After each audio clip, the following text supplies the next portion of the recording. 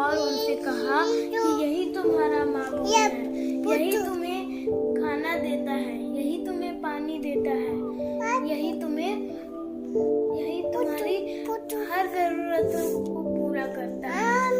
और ये कहकर उनके अब्बू वहाँ और कहे कि तुम्हारा यही माबूद है। और ये कहकर उनके अब्बू वहाँ से चले। क्या लिखा है? हाँ, क्या लिखा है?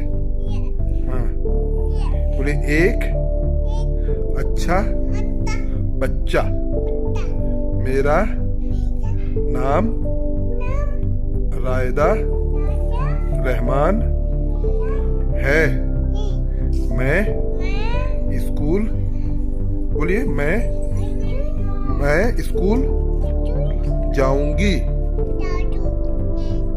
हाँ, मैं पढ़ कर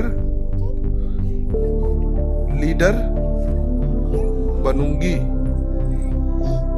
मैं इंसान की खिदमत करूंगी।